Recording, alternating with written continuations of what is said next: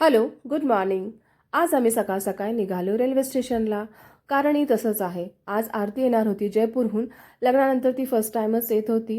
So तिला आम्ही pickup करायला निघालोय आणि तिचा कॉल आला की रेल्वे थोडीशी उशिरा होईल. सो आम्ही दोघांनीही नाश्ता करायचा निर्णय घेतला.